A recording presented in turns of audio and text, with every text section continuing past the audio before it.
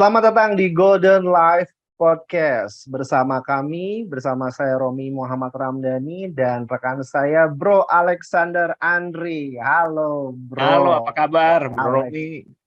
Mantap. Kabarnya saya membuka podcast dengan iringan mamang-mamang tukang tahu Bro Alex di sebelah. Iya. Itu oke. Nggak kedengar Hangat kok, itu. dari sini nggak kedengar. Jadi aduh jelas. Ya ada yang anget-anget yang menemani hari liburan ini. Jadi para pendengar audiens dari Golden Life Podcast, acara ini disponsori atau didukung oleh Golden Life Institute dan Segi 5 IO. Kalau ada sponsor boleh masuk ya, Bro Alex ke sini ya. Boleh, boleh. Silakan. Nanti bisa direct message aja ke kami, ada tim nanti akan menerima sponsor. Menemani obrolan kan butuh minuman, mungkin ya cemilan, siap ditampung sama kami. Bro Alex, obrolan kita terakhir itu tentang growing up situation, ya kan? Tentang growing up situation di mana imajinasi manusia itu sebenarnya golden age itu kan orang-orang para ahli pendidikan berbeda pendapat tentang golden age. Ada yang sampai usia berapa, dan sekarang ada sudut pandang baru lagi bahwa golden age itu sebenarnya bisa terus berlangsung. Bisa terus berlangsung. Itu silakan boleh cerita dulu atau review sedikit Bro Alex tentang terakhir sambil saya cek sinyal dulu. Ini feeling saya, Oke. sok silakan Bro Alex nanti cerita dulu ke yang lain, ke para pendengar, saya sambil cek sinyal ya. Ya, ya. Oke. Aman sinyalnya? Silakan saya sambil cek sinyal. Bro Alex boleh sambil review terakhir tentang Ya, growing. yang terakhir itu kan kita bicara tentang masa lalu ya. Jadi ada tentang Golden Age ya. Jadi Golden Age itu berakhir di usia, ada yang bilang 4 tahun, ada yang bilang 5 tahun, beda-beda. Tapi intinya itu akhirnya berakhir. Padahal yang kemarin dari kita ngobrol kan bahwa itu sebenarnya masih bisa berlanjut karena terbukti banyak sekali orang-orang yang disebut jenius itu sebetulnya orang-orang yang menembus era Golden Age tadi. Jadi yang harusnya Golden Age itu 4-5 tahun berakhir, mereka berlanjut dan itu mungkin sekali. Nah, kemarin kita sempat ngobrol kan, salah satunya adalah imagination. Dibatasi atau imajinasi anak itu dibatasi. Jadi usia 4-5 tahun sebelum usia sekolah itu wajar sekali untuk anak-anak itu ngobrol dengan boneka, ngobrol dengan udara, punya yang namanya imaginary friend, ya kawan hayalan. Ya, ada yang kawannya sampai 7, ada yang sampai belasan dan dia kenal nama-namanya, nggak keliru. Dan anak saya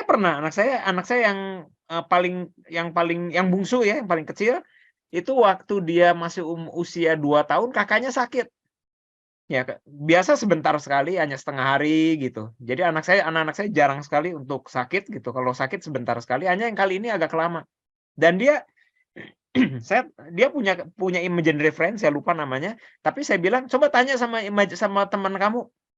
Dia bentar ya, dia masuk ke kolong meja dan dia ngobrol sebentar, dia nanya, "Berapa lama kakaknya itu akan sembuh?" Dan dia bilang gitu, sakitnya akan 7 hari, jadi 4 hari lagi baru sembuh. Dan tepat loh 4 hari kemudian sembuh. Penjelasannya gimana Bro Alex bisa sampai imaginary friend itu sebenarnya kalau penjelasan munculnya bagaimana nih bisa ada gitu? Menarik ya, itu bukan topik kita sih hari ini. Jadi Itu disimpan nanti ya untuk ada pembahasan tersendiri ya berarti ya Bro Alex ya. iya, iya. Jadi itu hal-hal yang umum sekali untuk anak-anak di usia di bawah 4-5 tahun. Ya, untuk melihat-lihat sesuatu yang sebenarnya itu adalah kondisi normal atau kondisi bawah sadar gitu. Bahwa anak-anak masih kecil itu enggak, kelemahannya adalah dia nggak bisa membedakan antara realita dengan hayalan, dengan imajinasi. Ya, jadi imajinasi dengan realita itu buat bawah sadar itu sesuatu yang nyata. Nah, anak-anak kecil masih kuat sekali untuk connect dengan bawah sadarnya. Dan kepekaannya terhadap lingkungan itu luar biasa. Coba kalau Bro Romi lihat, Bro Romi masih ada anak yang masih kecil kan? Masih. Nah, saya pernah jalan-jalan di kebun, di depan rumah kami ada lapangan basket bersama gitu. Jadi kita suka pagi-pagi itu suka jalan-jalan di situ. Nah, anak saya suka ngejar-ngejar burung. Ya, di situ ada burung-burung pipit ya, burung-burung gereja gitu, lompat-lompat. Itu saya suka kasih contoh, kasih kasih tahu bahwa itu namanya burung gereja. Terus dia tunjuk, "Itu." Saya bilang, "Itu juga burung gereja." Itu juga burung gereja. Jadi 3 burung gereja saya sebut dengan nama yang sama, itu burung gereja. Sejak itu ketertarikan dia sama, burung gereja hilang. Karena dia udah tahu bahwa itu burung gereja. Oke. Tadinya tiga tiga binatang yang lucu tadi, yang lompat-lompat dan berterbangan tadi, itu dianggapnya 3 yang berbeda. Jadi anak-anak tuh masih peka sekali terhadap lingkungan. Orang dewasa yang menumpulkan. Anak Numpulkan. saya anak saya pegang, beling ya, pecahan beling di bawah sinar matahari kan bagusnya luar biasa seperti berlian. Ya. Ya keluar warna-warni. Itu saya bilang, itu jangan dipegang, itu bahaya, itu kotor, itu namanya beling. Hmm. Itu bisa luka ke tangan." Jadi dia buang. Sejak itu dia nggak tertarik lagi dengan beling. Oke. Berarti ada faktor di luar diri manusia yang membatasi itu ya, Bro Alex Iya ya? iya. Entah itu bagus, entah itu buruk gitu ya, tapi alangkah baiknya kalau anak-anak itu hal yang baiknya yang dibutuhkan seperti intuisi, seperti kemampuan mengakses bawah sadar, seperti kesadaran diri, bahwa apa yang tertanam di bawah sadar ini hal baik atau buruk. Kalau Oke. buruk, gimana kalau itu diganti dengan yang baik? Karena kita kan produksi manusia itu adalah, dikuasai oleh habit-nya. Oke. Habit itu kan tertanam di bawah sadar. Kan betapa luar biasanya kalau kita bisa penyadaran bahwa kita punya habit yang baik, kita punya habit yang tidak baik. Karena secara otomatis habit itu akan mengeluarkan ekspresi kita, kata-kata kita, tindakan kita, dan habit yang negatif itu akan menghasilkan kebiasaan atau karakter atau yang nantinya hasilnya, nasibnya kan jadi nasib buruk. Iya. Pembentukan kebiasaan. Berarti Hmm. tadi kalau tadi obrolan dari Bro Alex ya, ada atau bukan ada mungkin ya, batasan bahwa kita perlu mengingatkan anak ketika itu membahayakan, benar ya? Di sana ya.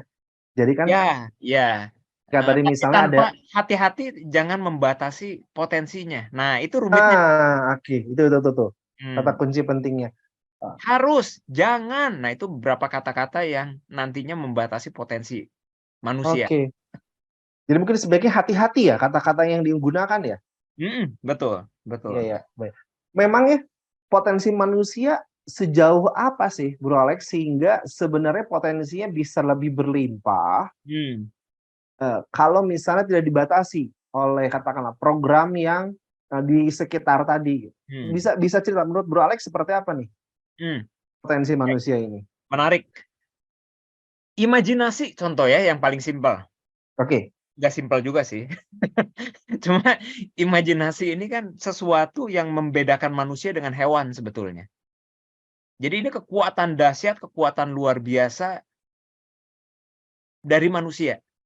Nah, apa yang terjadi menurut Bro Romi kalau imajinasi ini sampai, atau kemampuan berimajinasi ini dipangkas? perkembangannya ya bakal kurang optimal sih sederhananya kalau saya bayangkan gitu ya. Gitu ya, Bro? Betul betul, kreativitas kan buah dari imajinasi. Semua yang ada di sekeliling kita, lampu, kamera, laptop, ya dan sebagainya ini kan hasil pakaian yang kita pakai ini kan hasil dari imajinasi sebetulnya. Hmm, oke, Ya, ya. sebelum sesuatu ada, semuanya kan diciptakan di hal yang tidak nyata dulu, di awan-awan ibaratnya. Baru sesuatu itu dibumikan. Sesuatu kan katanya diciptakan 2 kali. Ya di Pertama pikiran, dalam pikiran ya, baru dalam nyatanya. betul. Nah, Oke. itu salah satu contohnya gitu, imajinasi. Nah, mungkin saya mau sharing pakai ini ya. Sambil mempergunakan PowerPoint Mhm, sangat oke. Ya, nanti teman-teman audiens dari kita bisa melihat lebih nyaman, teman-teman yang visual, karena akan ada biasanya visualisasi gambar nanti dari Bro Alex. Lebih ngena nanti di audiens. Oh ya, kebayang kayak terakhir tentang growing up. Nah, ini ada gambarannya terakhir ke sini ya, Bro ya, terakhir kita itu. Oke, ini terakhir ya. Betul, Nah, betul. Terakhir ini saya ingat. kita lewat deh ini ya. Jadi intinya waktu tujuan tidak jelas, waktu nggak punya tujuan, arah hidup nggak jelas, merancang perjalanan juga jadi rumit ya. Apalagi dengan berbagai pengondisian, jadi orang mulai kehilangan imajinasinya, mulai turun kemampuan nggak hilang sih, tapi kemampuan imajinasi kalau nggak dipakai ya turun kemampuannya. Jadi Ya. nggak biasa lagi. Dari situ juga mulai ada penghakiman, mulai ada dibandingkan. Jadi anak-anak mulai jadi ada takut terhadap salah Hmm, atau takut gagal. Dari situ muncul keraguan-raguan untuk mencoba sesuatu yang baru karena takut penghakiman. Waktu oke. mencoba sesuatu yang baru, nanti kalau gagal kan disebut bodoh. Iya, iya. Ya, Yang menarik juga sebenarnya dari banyak kegagalan itu orang bisa dapat pelajaran ya, Bro Alex ya. harusnya bahwa gagal itu kan nggak ada sebetulnya. Gagal itu kan cuma bayangin Kesepakatan orang ya. seorang atlet gitu, atlet yang belajar berenang, bukan atlet lah, orang yang belajar berenang itu kan nggak langsung bisa berenang dengan kecepatan yang luar biasa. Ya, ya. Ngambang juga udah bagus Ya, waktu ada belajar. proses di situ ya. Belajar lompat kan nggak langsung 2 meter, tapi mulai dengan 30 cm dulu, nanti dinaikin jadi 40 cm, nanti udah biasa jadi 50 cm, lama-lama jadi 1 meter, bertahap kan. Oke. Ya, kalau 30 cm masih nabrak si tongkatnya gimana? Ya nggak gagal, yang namanya gagal itu kan kondisi di mana kita menerima itu sebagai kegagalan dan berhenti. Oke. Ya. Berhenti ya, itu ya kata kuncinya tuh. Itu Oh, yang namanya gagal gitu ya. Nah, ini mungkin kita bahas lagi, ini bisa mendalam sih, tapi mungkin di sesi parenting nanti lebih lengkap ya. baik. Nah, Tapi gambarannya sudah dapat tentang konsistensi untuk tetap bisa bermimpi ya di sini ya.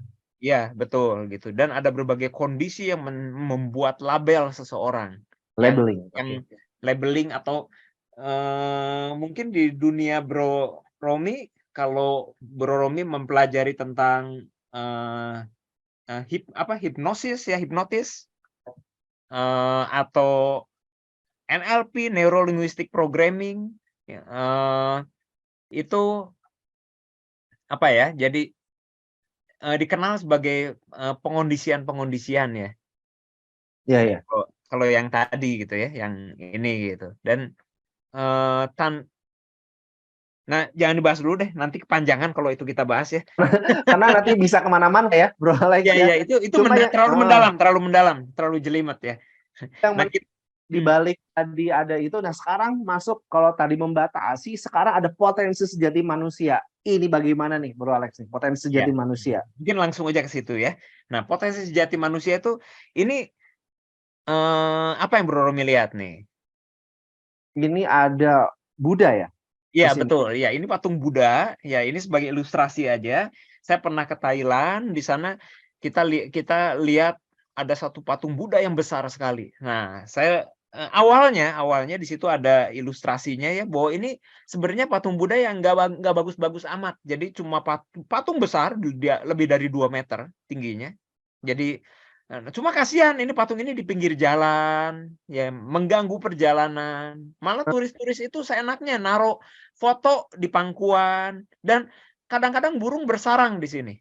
Oke. Ya kotor gitu. Nah, sampai suatu waktu ada seorang rahib di sana, kan banyak sekali umat Budanya ya di Thailand itu ya. Nah, jadi ada seorang rahib yang mulai tertarik dengan patung Buddha ini karena konon Hmm. patung ini umurnya udah ratusan tahun. Jadi ada satu yang besar itu di sana ya. Betul, jadi patung batu biasa gitu. Jadi waktu ditanya ke orang-orang di daerah sana, orang yang tertua di daerah itu aja dia bilang gini, katanya waktu kakek saya masih kecil, jadi kakeknya kakek gitu ya. Kakeknya bilang bahwa patung ini udah ratusan tahun ada di sana. Berarti Wow. kan umurnya udah tua sekali nih patung ini gitu. Nah, Ya. jadi si sang rahib ini berpikir, wah kalau gini ini benda bersejarah, ini benda suci nih. Kalau gitu nggak layak ini di pinggir jalan diperlakukan seperti ini. Jadi dia mulai bikin mulai berinisiatif untuk memindahkan ke kuil biar layak tempatnya. Jadi mulai tuh proses dengan alat berat diangkut. Nah, waktu proses pemindahan tadi krak gitu. Hmm, Patah di apanya itu? di bagian batunya ini ada yang patah. Oke. Rompal gitu, rompal. Wah, dia nyesel sekali gara-gara dia usil. Tadinya baik-baik aja ratusan tahun, gara-gara dia usil mau mindahin patung batu ini, Hmm. rusak nih benda bersejarah. Dan tiba-tiba ada hujan, angin, geledek gitu. Wah, ini alam ngamuk nih. Nah, dia Kenapa berusaha dipindahin? Mungkin gitu ya kata alamnya. nggak mau dipindahin nih kayaknya nih gitu. Jadi waktu dia mulai mau coba kembalikan si rompal tadi, waktu mulai mau dicoba dipasang, ada cahaya muncul dari kedalaman. Dia pegang-pegang, loh seperti logam. Dia coba bongkar lebih banyak, ternyata ada sinar logam betulan. Dia bongkar lebih akhirnya yang ternyata ini adalah patung emas terbesar di dunia. Beratnya Oh, sekitar 5,5 ton. Emas full, bukan kopong ya. Ini full emas seluruhnya. wow. Saya jadi Nah, ngebayang ini buatnya gimana dari emas ya. luar biasa ya. Ini ratusan tahun yang lalu. Itu Nah, dia. ternyata akhirnya sejarah mulai terkuak. Jadi dulunya memang pernah ada kuil di daerah sana dan terjadi perang. Saya lupa di sana ceritanya perang dengan Myanmar atau apa gitu, lupa ya. Nah, pendeknya waktu terjadi perang tadi itu kan suka dijarah ya. Karena vihara-vihara itu banyak emasnya, Oke. banyak persembahan-persembahan dalam bentuk emas gitu. Nah, salah satu yang paling berharga di satu kuil itu adalah patung Buddha emas ini yang banyak sekali pengunjungnya. Jadi, mereka mulai melakukan persiapan dengan mendorong patung ini keluar dari ruangan dan dilumuri dengan Oke. plester dengan lumpur. Yang Ya, ya, lama-lama ya, lumpur itu ya. makin mengeras, diplester lagi, dilapis, lapis, lapis, lapis. Jadilah patung yang nggak terlalu bagus. Dan Biar nggak ketahuan ya. puluhan tahun berlalu, perang sudah usai, tapi takut terjadi lagi. Jadi dilupakan, malah rahib yang terakhir yang tahu keadaan ini, dia juga nggak ngomong ke rahib yang seudahnya. Informasinya putus ya di situ. Putus sih ya. Nah, keunikan kuil itu juga mulai hilang, jadi mulai banyak yang ninggalin.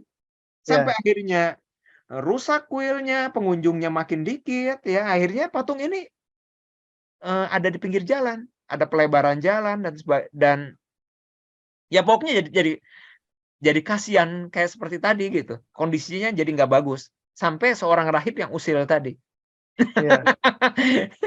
Yang yang bukan usil, yang Suara alam yang berbaik hati mau berbaik hati mau memindahkan. mau memindahkan. Tadi suara alam tuh ternyata bukan bukan maksudnya untuk kenapa dipindahkan. Mungkin kalau bahasa Sunda lain tiba heula dipindahkan gitu meureun ya. Bro Aris. Betul, betul. Nah, tapi apa maksudnya kita cerita ini ya. Jadi Apa nih? ini cerita yang menarik. Jadi kalau ini mirip dengan potensi dalam diri manusia. Hmm, Jadi waktu saya membuat program Golden Life oke. ini menginspirasi saya gitu. Jadi ini cocok sekali ceritanya dengan Golden Life Institute. Jadi bukan kebetulan sama-sama goldennya ya. Nah, jadi ada emas di dalam diri setiap manusia. Jadi Setiap manusia itu setiap manusia ini setiap manusia ya, iya, Bro ya.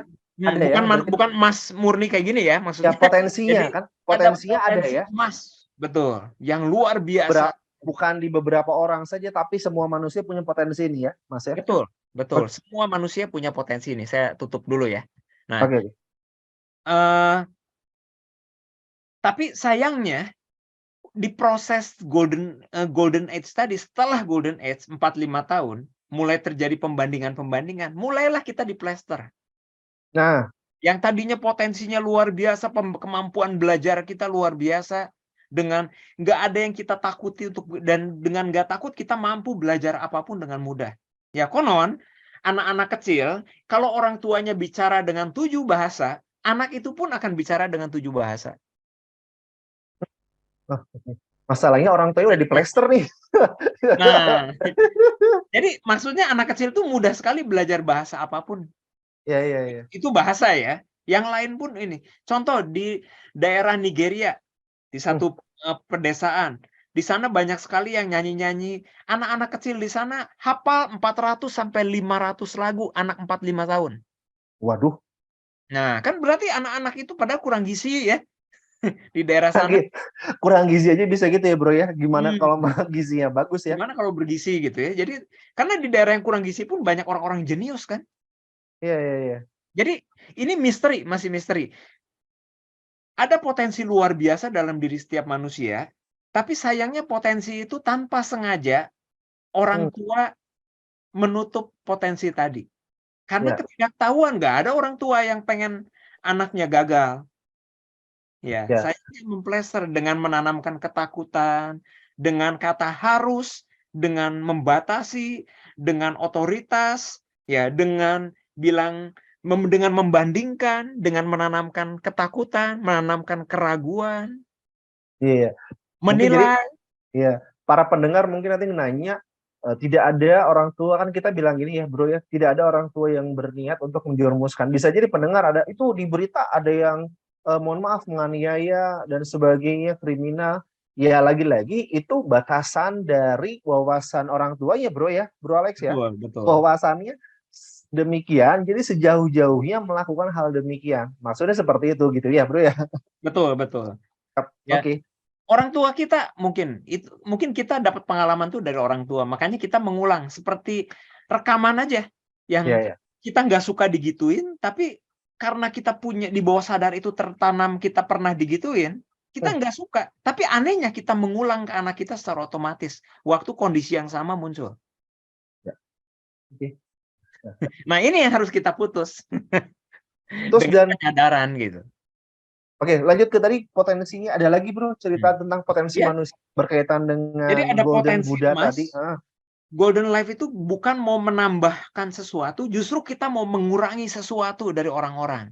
Mengurangi plester-plester atau pembatas-pembatas tadi.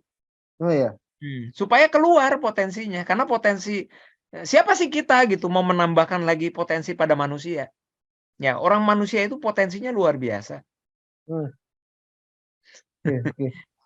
Hanya pikiran kekurangan itulah yang membuat kita betul-betul jadi kekurangan.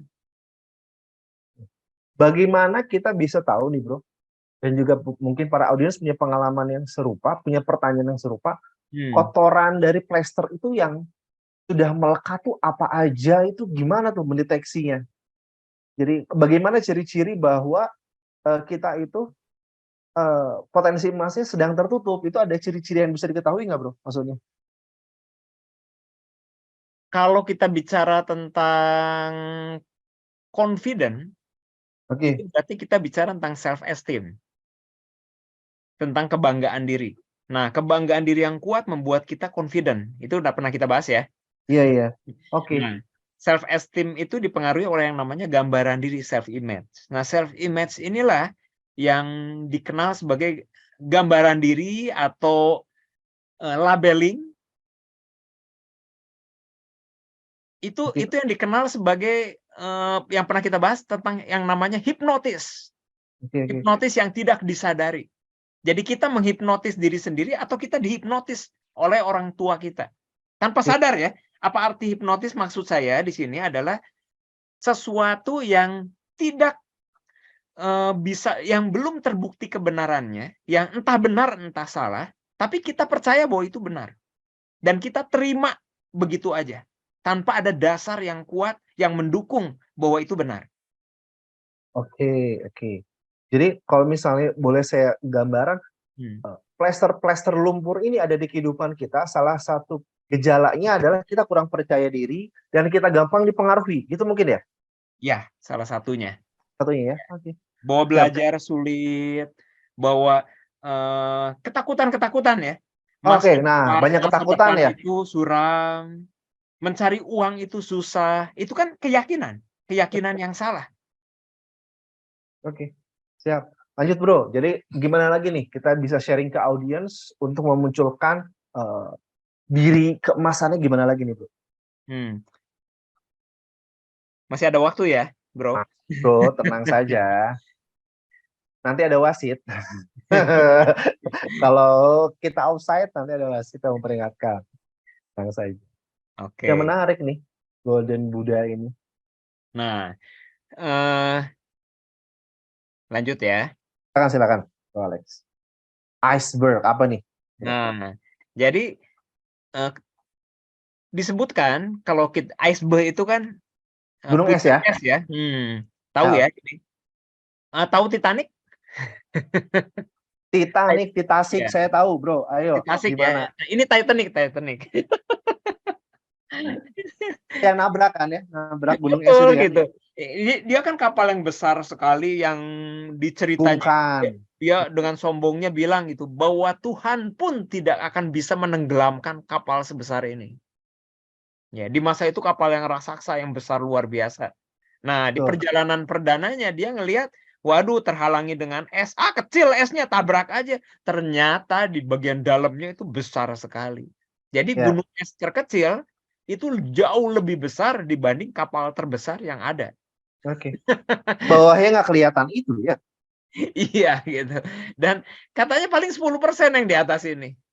Oke. Ya, dan lebih dari 90%-nya itu ada di bawah permukaan. Nah, ini kan mirip dengan potensi manusia.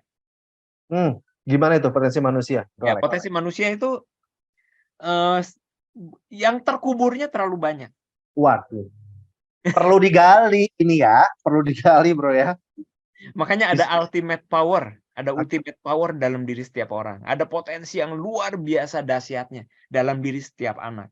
Jadi Oke. kita kita itu apa ya? Jadi meremehkan pencipta kita dengan bilang anak kita bodoh, dengan bilang saya nggak bisa aja itu udah Oh iya, meremehkan diri sendiri iya dan kurang yang bersyukur. menciptakan kita ya. Iya, Ya, iya. ya mungkin karena ketidaktahuan ya, Tahuan karena tadi. keyakinan yang salah tadi. Ya. Bro, tadi ultimate power untuk membangkitkan potensi. Kalau ada ultimate power yang sebaiknya pertama belajar tuh siapa sih? Anaknya, Hmm. orang tuanya, atau siapa yang perlu belajar nih? Ultimate power disarankan untuk siapa aja, bro? Semuanya ya. Jadi orang tua, saya sebagai orang tua, saya bisa belajar dari anak saya. Ya, Bro Romi bisa belajar dari anak Bro Romi. Kalau Bro Romi perhatikan anak itu enak nggak Bro? Seneng nggak Bro Romi kalau lihat mata seorang anak? Iya, iya, iya. Ya, jernih, ya, Oh ya. teduh, Eh. damai. Nah, itu kan mata seorang manusia sejati. Sebelum mereka punya banyak konsep. Konsep yang sebelum sebelum campur aduk di kepala sebelum terjadi membuat kebingungan. overthinking Hmm. manusia-manusia gitu ya. Bro Banyak ya. kekhawatiran, ya terjebak di masa lalu. Apa itu masa lalu? Masa lalu itu pain, kesakitan. Oke. Kesakitan yang tercipta karena emosi-emosi yang buruk, karena kejadian masa lalu. Nah, emosi-emosi inilah yang membuat kita merancang masa depan tadi kan. Iya. Mulai pusing dengan masa depan, mulai muncul berbagai kekhawatiran. Hmm. Padahal yang nyatanya saat ini, bro ya. Betul. Jadi tidak kehilangan hidup. Iya. Makanya Menikmati hidup saat apa ini. itu golden life ya? Golden life itu adalah hidup emas. Hidup emas itulah hidup yang sebenarnya. Oke. Itu yang kita bareng-bareng kita ingin menciptakan komunitas untuk kita gali yuk bareng-bareng. Oke. Tuh. Makanya podcast ini mulai muncul ya, bro ya. Golden Life Podcast gimana kita menyiarkan untuk Golden Life ini, bro ya. Betul, betul. Oke. Nah, tadi kalau udah sampai ke patung Buddha, Ultimate Power, ada cerita apa lagi setelah patung Buddha nih? Banyak mau cerita apa lagi? Kan? Tips and trick Ultimate Power yang bisa di-share sama Bro Alex atau apa nih? Ada hal menarik yang bisa kita bahas Nah, kurang lebih 10 menit lagi lah wah, kita bahas. tinggal 10 menit ya waktunya ya. Bisa di sesi ini kita bisa. Ntar saya share ya, share screen. Coba Ya. jawab ini deh. Mana-mana, bro? Ini ada sedikit kuesioner. Nah, Ya.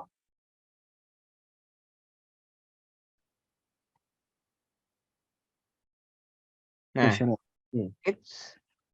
nah, Silakan Bro Romi. Ini kalau rame-rame lebih seru sih. Jadi ada Hmm, 10 pertanyaan. Banyak sih, tapi saya batasi 10 dulu deh. siap.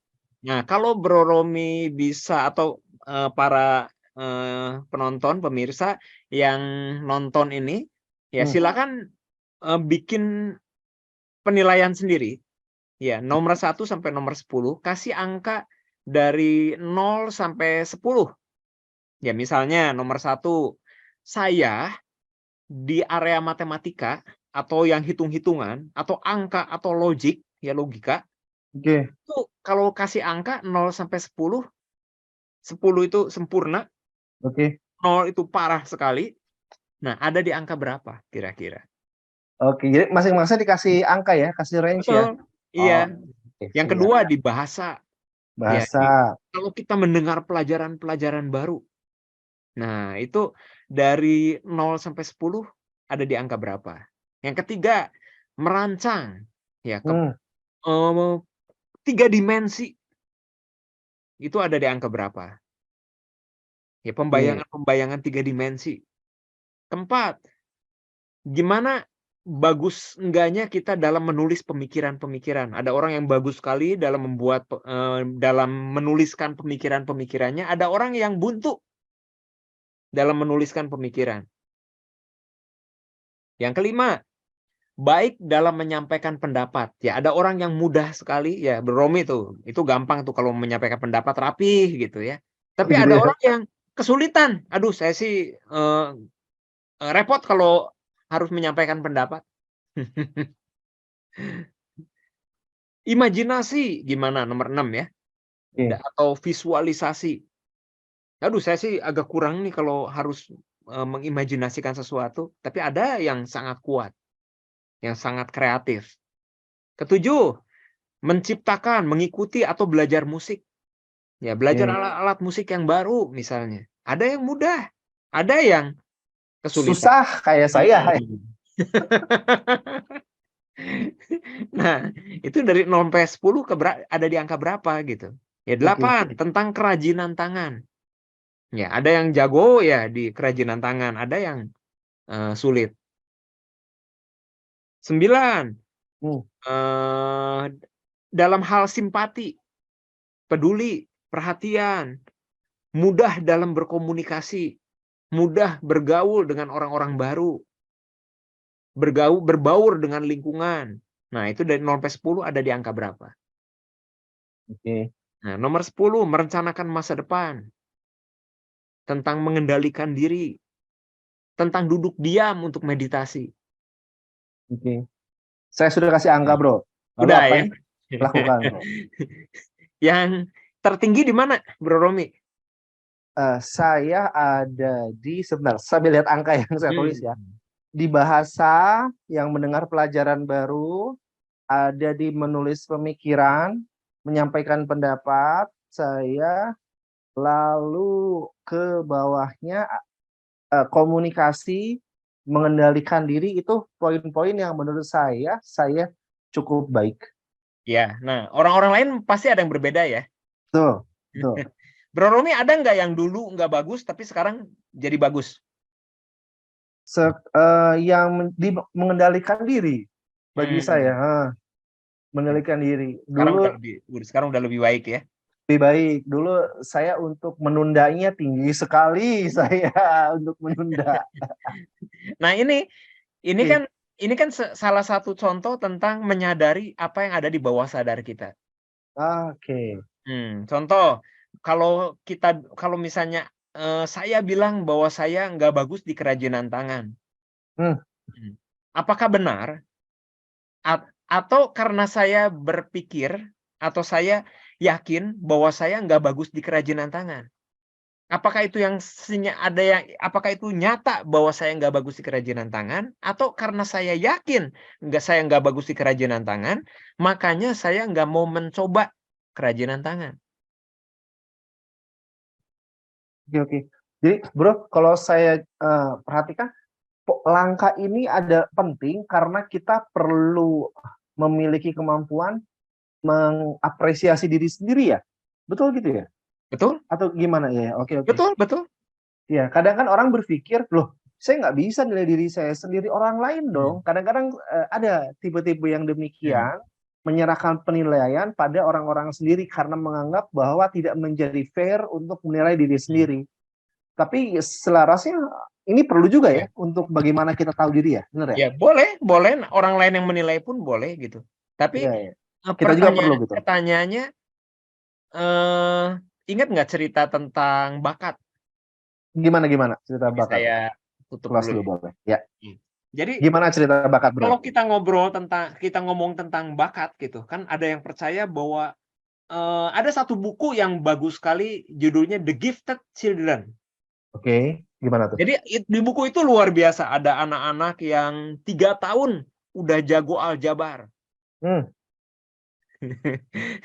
Ada anak yang banyak contohnya di situ. Salah satunya ada anak 6 bulan udah bisa baca. Jadi si ibunya dorong kereta belanja di supermarket.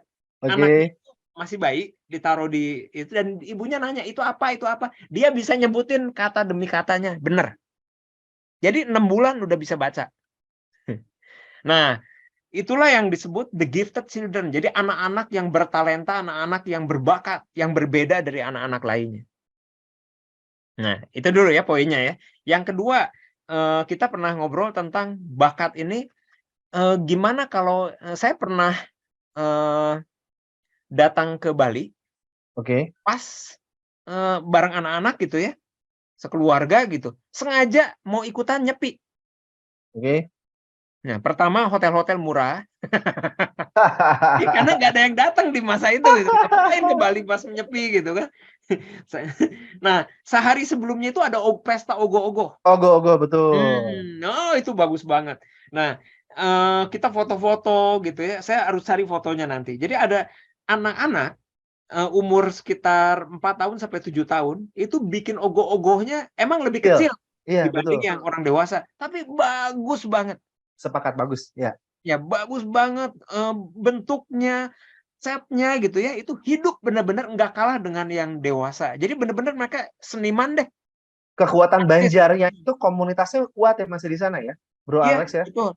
Jadi kalau dilihat anak-anak kecil pun udah nular ya. Nah, mungkin kita bisa bilang ya jelas aja di daerah mereka itu ngukir, ngelukis itu udah makanan sehari-hari. Jadi emang genetiknya 700 turunan misalnya ya. Itu emang genetiknya mengukir dan melukis. Nah, sekarang bandingkan dengan anak-anak yang dilahirkan di orang tuanya yang nggak ada ngukir ngelukis. Kakek neneknya, moyangnya nggak ada yang ngukir, nggak ada yang ngelukis. Nah, sekarang nggak sengaja anak ini waktu lahir di rumah sakit yang sama ketuker. Contoh ya ini. Contoh ya, iya. Tapi dari contoh sudah membuat saya udah kaget nih. Anak yang tertukar ya. Nah, sekarang anak yang tertukar tadi, anak yang dibesarkan yang anak dari yang keluarga yang ratusan turunan nggak pernah ada ngukir ngelukis, sekarang tiba-tiba dibesarkan di anak-anak ya, di keluarga yang lingkungannya di daerah itu semuanya ngukir dan melukis. Apakah bakat ngukir ngelukisnya itu akan muncul? Pertanyaannya. Iya, bisa sih. Ya, kemungkinannya saya sih Kemungkinan percaya ya bisa. akan karena lingkungannya semuanya ngukir ngelukis. Nah, sekarang mungkin lebih jelas ini, Bro Romi. Gimana anak yang dibesarkan 700 turunan itu daerah yang genetiknya ngukir ngelukis. Dan sekarang dibesarkan di keluarga yang di daerah sana nggak ada ngukir ngelukis. Apakah bakatnya akan muncul? Nah, jawabannya lebih optimis. Tidak jawabannya. Kecil kemungkinannya ya. Kecil kemungkinan munculin. Mungkin yang keluar kemampuan yang lainnya sesuai dengan kondisi lingkungan di sana ya. Iya. Jadi kalau dari penelitian DNA, jadi di Jepang itu udah ada profesor yang bisa memetakan DNA kita. Jadi katanya di dalam DNA manusia itu kecil banget ya. Jadi sel, ada inti sel, sekarang ada DNA. Jadi kecilnya luar biasa. Dan DNA itu ternyata ada 3 miliar keping DNA. Yang T, C, G, A gitu ya. Yang kalau kita belajar biologi dulu. Nah, itu ada 3 miliar kombinasi, ada 3 miliar keping DNA di dalam satu sel. Nah, jadi yang menarik adalah DNA ini ternyata dari penelitian itu bisa terbuka, bisa tertutup potensinya. Misalnya. Jadi ada DNA yang disebutnya DNA dari keturunannya itu emang cenderungnya diabetes. Oke. Nah, cuma ini ada kasus yang lain di mana Bro Romi seneng nih karena ini berhubungan dengan pikiran ya, dengan hipnotik gitu. Nah, jadi ada satu kasus di mana ada yang namanya multiple personality Hmm, syndrome, MPS ya. Nah, oke. jadi orang ini punya beberapa personality. Menariknya adalah orang ini diabetesnya berat. Yang luar biasa waktu di depan dokternya, tiba-tiba dia berubah Personality-nya. personality-nya. Oke. Itu hanya hitungan menit. Tadinya dites gula darahnya tinggi dan dia nggak ngaku bahwa dia diabetes. Jadi diadakan pemeriksaan ulang dan rendah gulanya. Waduh. Ini yang sifatnya tertutup terbuka tadi ya, Bro Alex ya? Nah, jadi katanya ya bahwa DNA ini bisa berubah. Ya, bahkan ada yang warna mata Wow. yang tadinya biru bisa jadi hijau waktu dia jadi yakin bahwa dia jadi pribadi yang lain. Suara bisa berubah, kekuatan pun bisa berubah, itu ada terukur semuanya. Nah, ini kan menarik. Iya. Jangan-jangan kita itu memprogram diri Diri. kita yang bawah sadar tadi ya. Iya. Jadi tanpa sadar bahwa kita lagi memprogram kita, saya tidak sehat, saya bodoh, saya sakit, saya kesulitan keuangan, saya nggak pinter ngomong, saya sulit mengingat nama, dan sebagainya. Hati-hati doa itu ya. Doakan diri sendiri ntar jadinya. Doa itu kan sesuatu harapan yang terdeskripsi dengan jelas. Jadi tujuan adalah proses transformasi dari yang proses awal dari tidak nyata menjadi kenyataan. Itu adalah perlu kejelasan. Nah, Oke. hati-hati dengan kekuatan kata-kata, hati-hati dengan doa, karena itu udah muncul. Berarti itu kejelasan luar biasa. Ya, siap, paham. Mantap, Bro Alexander Andri. Nah, ini udah penghujung pertemuan di Golden Life Podcast. Pada pertemuan ini, saya review sedikit, nanti Bro Alexander Andri bisa tambahkan.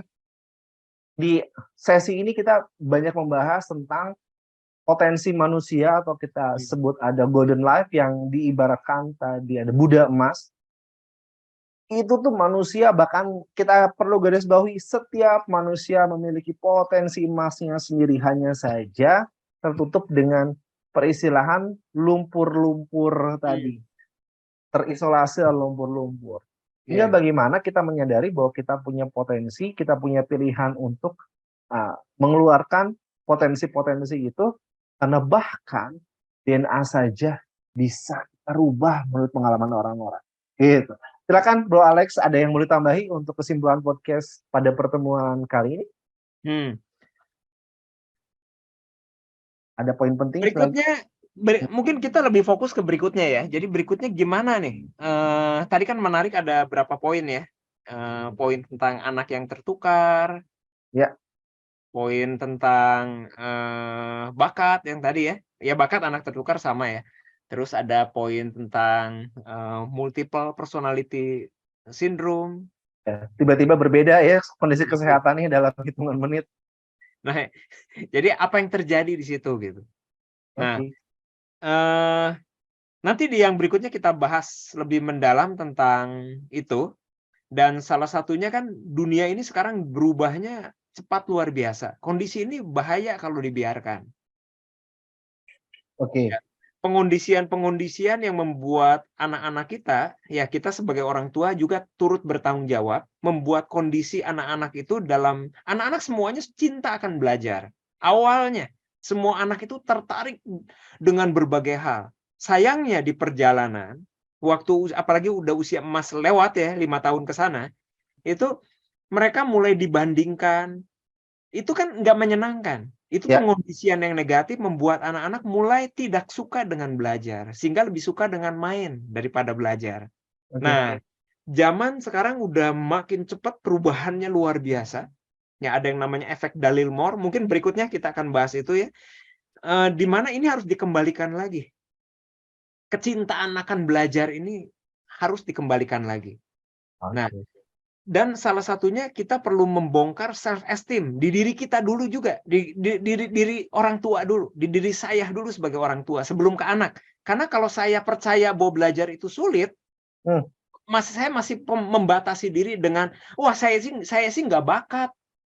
Oke. Nah, itu udah memblok, Batasi, memblok. notice itu udah tanpa dasar yang kuat kita udah percaya dengan kebenaran itu. Iya.